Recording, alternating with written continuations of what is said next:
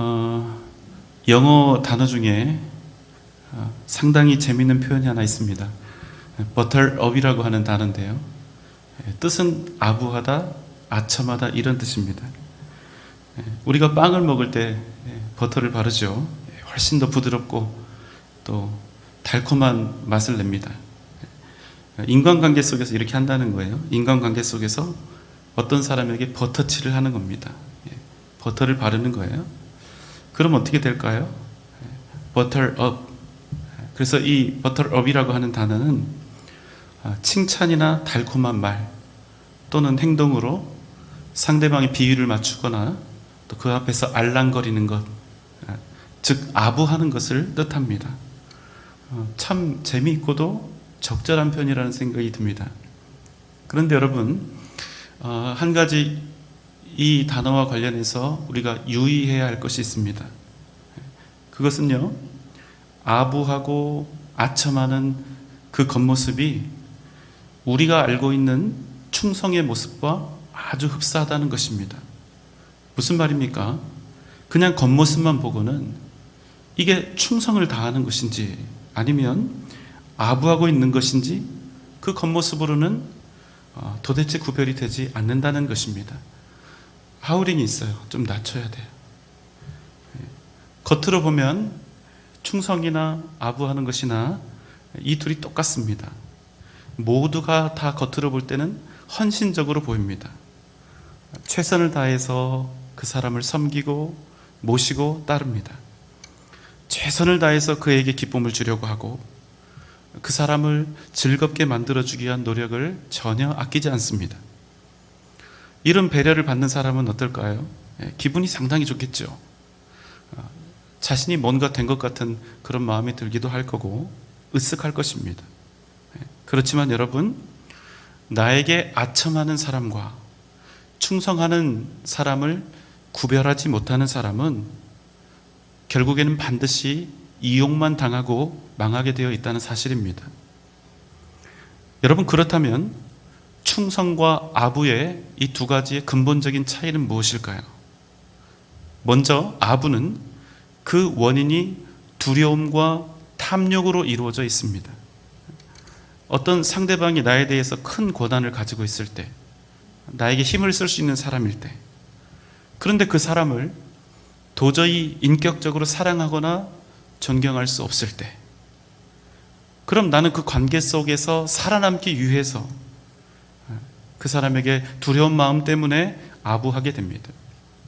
또 하나, 내가 원하는 것을 그 사람이 가지고 있을 때 어떻게 해서든지 그 사람의 마음을 돌려서 내 유익을 취하고자 할 때, 그럼 사람들은 아부하게 됩니다. 그러니 여러분, 아부라는 것은요, 두려움과 욕심이 그 기본입니다. 그럼 여러분, 충성은 무엇일까요? 충성은 단지 누군가에게 헌신적인 행동을 한다고 해서 그것이 다 충성이 되는 것이 아닙니다. 그저 상대방을 기쁘게 하고 즐겁게 한다고 해서 그건 역시도 그냥 충성이 될 수 없습니다. 충성은 오히려 그 사람의 마음을 상하게도 할 수 있습니다. 정말로 충성한다면 때때로 우리가 쓴소리도 할 때가 있겠죠. 충성이 진짜 충성이 되기 위해서 꼭 필요한 것들이 있는데요, 그것은 진실한 사랑과 존경하는 마음입니다. 그래서 그냥 충성하는 게 아니라, 말만 충성이 아니라 사랑하기 때문에, 그 사람을 너무나 사랑하기 때문에, 그 사람을 존경하기 때문에 충성하는 것입니다. 그래서 충성은요, 사랑과 존경이 그 기본을 이루고 있습니다. 그러므로 충성된 사람은 나를 먼저 생각하지 않고 그 사람을 먼저 생각합니다. 나의 유익을 먼저 생각하는 대신에 그 사람의 유익을 먼저 생각합니다. 충성은 그 사람을 내가 사랑하기 때문에, 또 존경하기 때문에 내 안에서 아주 자연스럽게 우러져 나오는 것입니다. 아부는 어떨까요? 상대에게 나를 옥죄할 수 있는 힘이 사라지거나 나에게 그 사람이 더 이상 유익이 되지 않는다면 반드시 배신하게 되어 있습니다. 더 큰 문제는 무엇일까요? 충성의 가면이 벗겨지는 그날, 자신이 그에게 했던 아부보다 훨씬 더 큰 안갚음을 상대에게 반드시 하게 되어 있다는 것입니다. 우리는 흔히 이것을 배신이라는 말로 표현을 하죠. 그렇지만 여러분, 사실 배신은 진짜 충성되었던 사람이 등을 돌리는 것이 아니라 충성처럼 보였지만 사실은 아부했던 사람이 등을 돌리는 것이기 때문에 어쩌면 배신이라는 말보다는 아부하는 자가 마지막 순간에 반드시 드러낼 수밖에 없는 원래의 본 모습이다, 이렇게 말하는 것이 더 정확할 것입니다. 우리가 살다가 사기를 당하는데 사기를 당하는 것도 마찬가지입니다. 믿을 만한 사람이 아니라 도저히 믿을 수 없었던 사람을 그저 겉모습만 보고 믿었던 것이 사기를 당하는 가장 큰 원인이 될 것입니다. 자, 여러분, 우리는 그럼 어떤 삶을 살고 있습니까? 우리는 누군가에게 충성된 그런 인생을 살아가고 있습니까? 우리는 서로 진실한 마음으로 서로 사랑하며 서로에게 성실하며 충직한 그런 삶을 살아가고 있습니까? 에베소서 6장에서는 다음과 같이 말씀하고 있습니다. 에베소서 6장 5절로 7절의 말씀입니다. 종들아, 두려워하고 떨며 성실한 마음으로 육체의 상전에게 순종하기를 그리스도께 하듯 하라. 눈가림만 하여 사람을 기쁘게 하는 자처럼 하지 말고 그리스도의 종들처럼 마음으로 하나님의 뜻을 행하고 기쁜 마음으로 섬기기를 주께 하듯 하고 사람들에게 하듯 하지 말라. 이 말씀이 전해졌던 그 당시의 종들은 그야말로 사람 취급을 하나도 받지 못하던 때입니다. 이 종들은 주인의 재산이었고 마음대로 주인이 처분할 수 있는 물건과도 같았습니다. 그런 현실 속에서 종으로서 살아간다는 것이 의미하는 바가 여러분 무엇이었겠습니까? 말로는 표현할 수 없는 고통과 아픔과 답답함과 억울함과 깊은 상처와 울분이 가득한 그런 인생일 수밖에 없지 않았겠어요? 그런데 주님은 그런 그들을 향해서 이렇게 말씀하시는 겁니다. 종들아, 두려워하지 말아라. 그리고 너희의 상전에게 순종하기를 그리스도께 하듯이 하라. 그저 눈가림만으로 사람을 기쁘게 하는 그런 종 되지 말고, 그런 삶 살지 말고 그리스도의 종들처럼 언제나 어디서나 하나님의 뜻을 따라 기쁜 마음으로 너희의 주인을 섬기라, 이렇게 말씀하신 겁니다. 그럼 놀라운 말씀 아닙니까? 이 노예로 산다는 것이 얼마나 고달프고 괴로웠겠습니까? 그 매일매일의 삶이 얼마나 고통스럽고 두려운 나날들이었겠어요? 그럼에도 주님은 그들을 향해서 이렇게 말씀하신다는 겁니다. 너희의 삶이, 종으로서 살고 있는 너희의 삶이 비록 두렵고 고달프다 할지라도 너희의 삶이 누군가에게 그저 아부하거나 아첨하는 삶이 되게 하지 말고 그럼에도 불구하고 언제나 당당하게 충성스러운 삶이 되게 하라, 이렇게 말씀하신 겁니다. 그런데 왜 그렇게 사냐는 거예요? 종살이하는 우리가 왜 그렇게 살아야 됐냐는 거예요. 에베소서 6장 8절입니다. 이는 각 사람이 무슨 선을 행하든지 종이나 자유인이나 주께로부터 그대로 받을 줄을 알미라. 우리가 무슨 일을 하든지 무슨 일을 행하든지 우리가 종이든 아니면 자유인이든 우리가 충성스럽게 산 그대로 우리 주님께 그대로 다시 받게 된다는 것입니다. 여러분, 이 말씀 때문에 우리는 언제나 어디서나 거짓된 삶이 아니라, 가식적인 삶이 아니라 충성된 삶을 살아가야 한다는 것입니다. 우리가 만나는 현실은 때때로 절대로 우리가 충성스럽게, 충직하게, 성실하게, 정직하게 이렇게 살 수 없는 상황을 우리는 종종 만나게 될 것입니다. 직장에 취업해도 나쁜 상관을 만날 수 있고, 또 나쁜 사람과 얽히게 될 수도 있고, 또 사업하는 사람들은 악한 거래처를 또 상대해야 될 때도 있을 것입니다. 그러나 그럼에도 불구하고 주님은 우리에게 말씀하시는 겁니다. 너희는 두려워하지 말라. 무엇을 하는데? 충성된 삶을 사는데 두려워하지 말라는 것입니다. 왜 그렇게 살아야 하죠? 이유는 한 가지입니다. 우리가 그리스도인이기 때문에. 우리의 주님께서 우리가 충성스러운 삶을 살기를 바라시기 때문에, 우리는 그 이유 한 가지 때문에 언제 어디서나 어떤 관계 속에서도 충성된 삶을 살아가야 한다는 사실입니다. 하물며 우리가 인간관계 속에서도 이렇게 충성된 삶을 살아야 하는데, 하물며 우리가 섬겨야 할 그분이 창조주 하나님이시라면 우리는 그분께 어떤 충성을 드려야 할까요? 오늘 우리가 함께 나눌 말씀은 우리 믿음의 사람들이 이루어가야 할 충성에 관한 것입니다. 여호수아 14장 7절로 9절의 말씀입니다. 나이 40세에 여호와의 종 모세가 가데스 바네아에서 나를 보내어 이 땅을 정탐하게 하였으므로 내가 성실한 마음으로 그에게 보고하였고, 나와 함께 올라갔던 내 형제들은 백성의 간담을 높게 하였으나 나는 내 하나님 여호와께 충성하였으므로 그날에 모세가 맹세하여 이르되 내가 내 하나님 여호와께 충성하였은즉 내 발로 밟는 땅은 영원히 너와 내 자손의 기업이 되리라 하였나이다. 방금 전에 우리가 읽은 말씀의 내용은 갈렙이라고 하는 사람에 관한 내용입니다.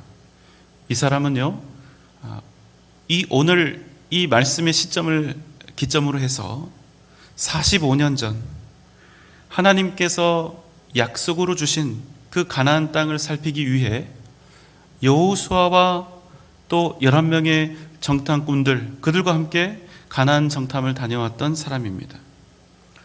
그때 어떤 일이 있었습니까?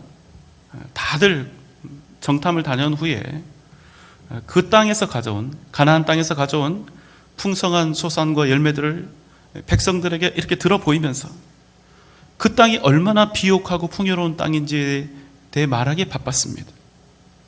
하지만 그들은 곧 무엇이라 했습니까?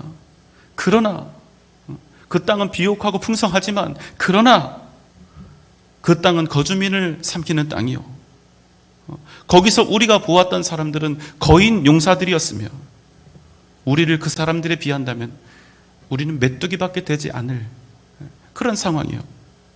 그러니 우리는 절대로 가나안에 들어갈 수도 없고 절대로 그 땅을 우리가 취할 수도 없소.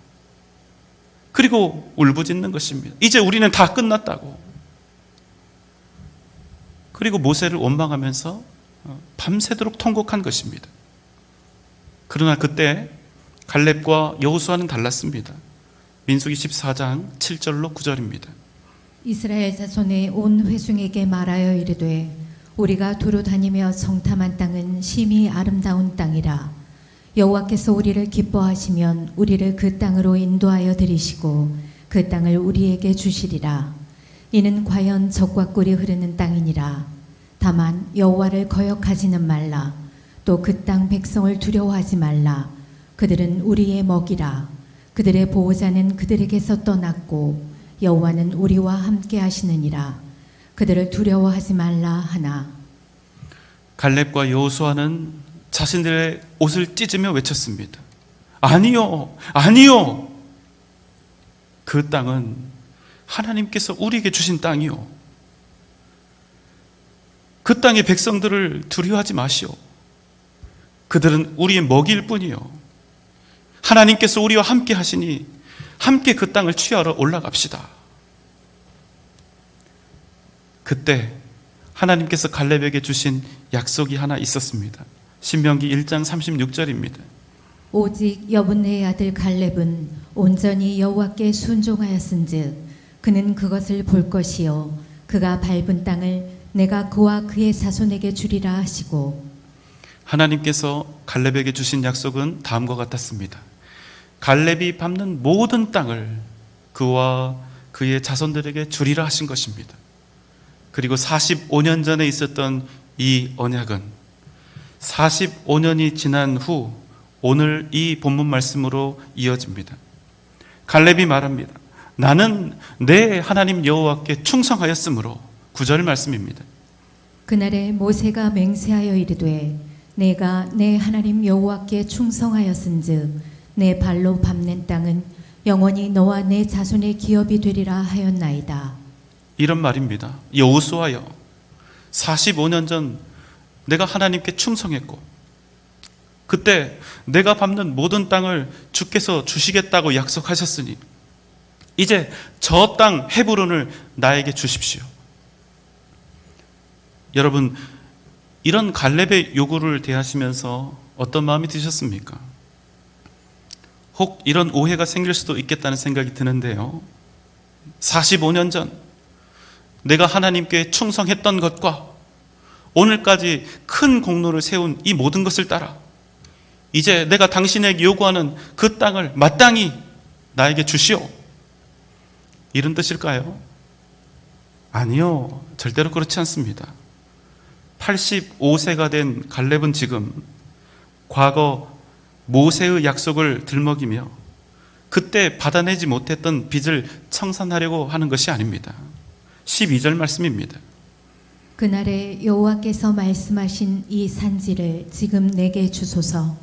당신도 그날에 들으셨거니와 그곳에는 아낙 사람이 있고 그 성읍들은 크고 견고할지라도 여호와께서 나와 함께 하시면 내가 여호와께서 말씀하신 대로 그들을 쫓아내리이다 하니. 우리가 지금 12절을 읽었는데 그 12절의 내용에서는 헤브론에 대해서 뭐라고 설명하고 있습니까? 지금 그곳에 아낙 사람들이 살고 있다고 합니다. 아낙 사람들은 누구입니까? 고대 거인족으로 타고난 전사인 네피림의 후손들입니다. 그들이 어떤 사람인 줄 아십니까? 이스라엘 백성들이 45년 전에 가나안 정탐을 갔을 때 그 10명의 정탐꾼들이 그들을 보고 자신들을 빗대어 메뚜기라고 표현하게 만들었던 바로 그 장본인들이었습니다. 게다가 헤브론은 어떻다고 합니까? 거대하고도 튼튼한 요새를 형성하고 있었다고 말합니다. 그런데요, 여러분, 지금 85세 노년의 갈렙은 그 땅을 자기에게 달라고 요구하고 있다는 것입니다. 여러분, 만약 헤브론 땅이 이스라엘 백성들에 의해서 이미 정복된 땅이고 그래서 그냥 들어가서 살기만 하면 되는 다 된 밥이었다면 갈렙이 여호수아에게 헤브론 땅을 요구하는 것은 45년 전에 그 공로를 이유로 거의 외상값을 받아내려는 것이나 다름이 없었을 것입니다. 그러나 여러분, 지금 헤브론은 어떤 땅입니까?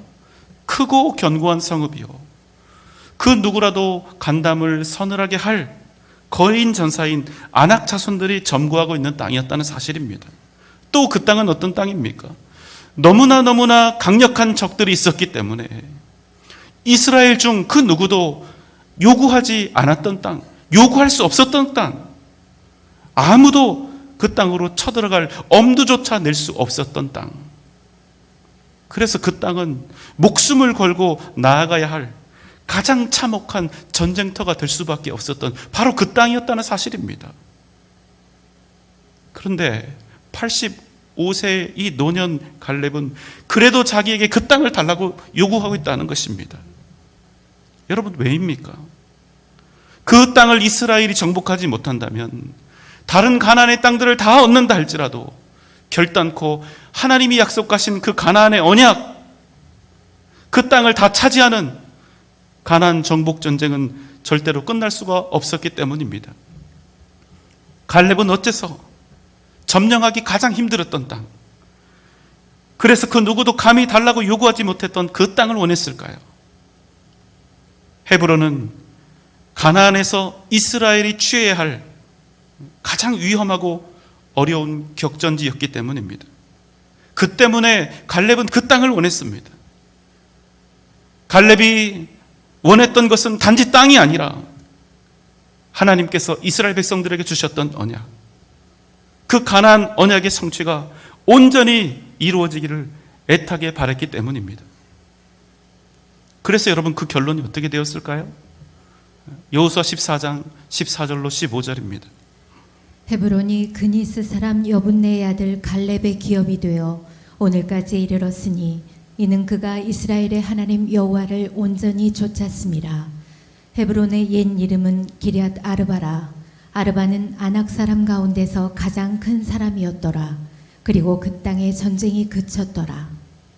갈렙이요, 거인 아낙 족속 가운데서도 가장 큰 종족이 살았던 땅, 기럇 아르바, 또 다른 이름으로 헤브론, 그 땅을 얻은 그때 그 땅에 비로소 전쟁이 그치게 되었다는 것입니다.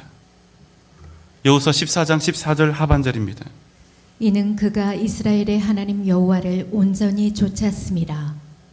갈렙은 그의 평생을 하나님을 좇아 살았습니다. 갈렙은 그의 평생을 하나님의 말씀을 따라 살았습니다. 그것이 갈렙의 인생에 대해 논할 수 있는 유일한 설명이었습니다. 여러분, 충성은 무엇입니까? 우리가 하나님께 충성하는 삶을 산다는 것은 무엇을 의미할까요?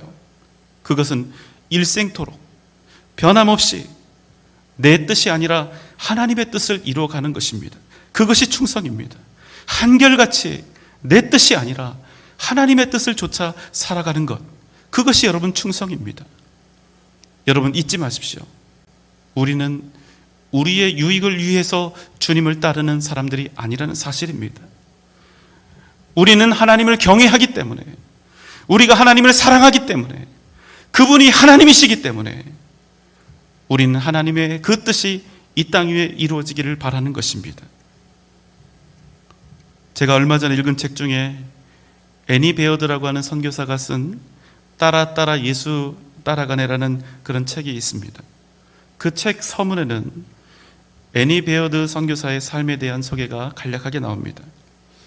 1890년 애니는 윌리엄 베어드라고 하는 사람과 결혼해서 즉시 둘이 함께 선교를 떠납니다. 그들이 도착한 곳은 조선의 부산항이었습니다. 1891년부터 그들은 본격적으로 한국어를 열심히 공부했고, 그 한국어를 가지고 전도지를 만들었고, 한문, 산수, 지리, 성경을 가르치며 열심히 전도했습니다. 우리나라 최초의 식물서적인 식물도서를 출판했습니다. 그리고 서울에 가면 숭실대학교라고 있죠. 그 숭실대학교의 전신인 숭실학원을 세워서, 숭실학당을 세워서 기독교 교육에 힘썼습니다. 하지만 얼마 지나지 않아서 슬픔을 당하게 되는데요. 2살 난 딸 낸시가 이 조선 땅에서 죽음을 맞이하게 된 것입니다. 애니 선교사는 큰 고통 중에 찬송가 387장 멀리 멀리 갔더니 이 찬송을 지었습니다. 또 그는 우리가 즐겨 부르는 찬송 563장 예수 사랑하심을 성경에서 배웠네, 이 찬송을 우리말로 번역하기도 했습니다. 이렇게 열심히 사역을 하고 있는데 1908년 애니 선교사는 암 진단을 받게 됩니다. 그래서 어쩔 수 없이 미국으로 건너가서 수술을 받고 이제 모진 방사선 치료를 견디며 치료에 집중하게 됩니다.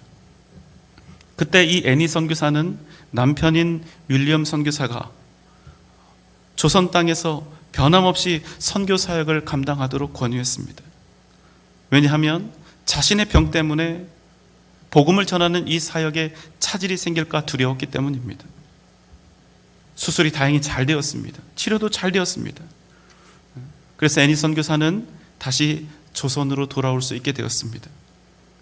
그러나 얼마 지나지 않은 1915년 다시 암이 재발했습니다.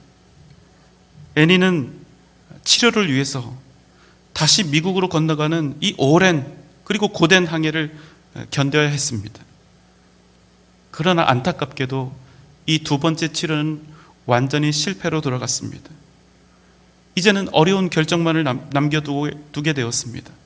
미국 땅에서 죽음을 기다릴 것인가? 아니면 조선으로 돌아가서 그곳에서 주님의 부르심을 기다릴 것인가? 그러나 이 결정을 하는 것은 애니에게 있어서는 너무나 쉬운 것이었습니다. 그녀는 당연히 자신이 조선으로 돌아가야 한다고 생각했습니다. 왜 그랬을까요? 이유는 하나.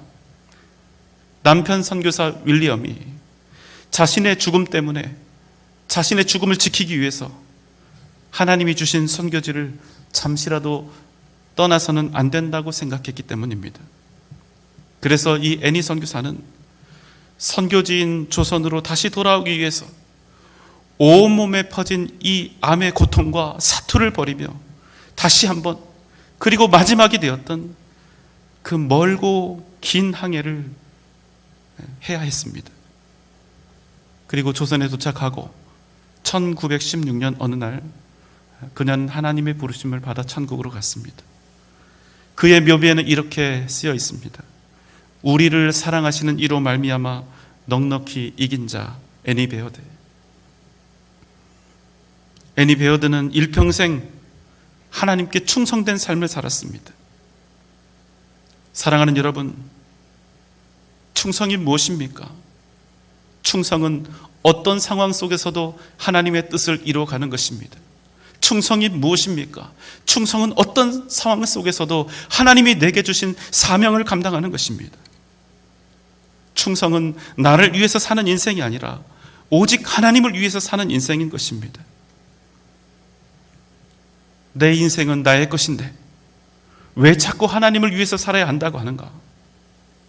이렇게 조금은 내 인생이 아까운 그런 마음이 드시는 분이 있을 수도 있겠죠. 하지만 여러분, 절대로 그렇지가 않습니다. 우리가 충성해야 할 그분, 우리가 평생 변함없이 이루어가야 할 그분의 뜻, 만약 그분이 이 세상을 지신 전능하신 하나님이시라면, 만약 그분이 우리를 위해 십자가에 달려 죽으신 구원의 주님이시라면, 만약 그분이 우리가 들어갈 천국의 영원한 주인이시라면, 우리가 그것을 정말로 믿는다면 그분을 위해서 우리가 충성스러운 삶을 사는 것이 어떻게 낭비일 수 있고 어떻게 아까운 일이 될 수 있겠습니까? 사랑하는 여러분, 우리가 하나님께 충성을 드리죠. 이 충성은 절대로 그냥 충성으로 끝나지 않는다는 사실입니다. 우리가 하나님께 충성하면 아주 멋진 일이 일어납니다. 어떤 멋진 일입니까? 하나님께서 친히 우리를 위해 놀라운 역사를 이루어 가시는 것입니다. 우리는 너무나 작고 연약한 존재라 우리가 아무리 하나님께 충성을 해도 고작 작은 충성밖에는 더 이상 할 수 있는 것이 없습니다. 그렇지만 하나님은 우리를 통하여 위대한 기적을 행하신다는 사실입니다. 사랑하는 여러분, 이 땅에서 살아가는 내내 일생을 다하여 오직 하나님께 충성하십시오. 그럼 하나님께서 여러분을 축복의 도구로, 능력의 도구로 반드시 사용하실 것입니다. 여러분이 살아가고 있는 모든 삶의 정황 속에서, 여러분이 만나는 모든 인간관계 속에서 그리스도인답게, 그리스도의 종답게 오직 충성된 삶을, 무엇보다 하나님께 충성된 믿음의 사람으로 평생을 주 앞에 드리는 복된 여러분 되시기를 주님의 이름으로 축원합니다.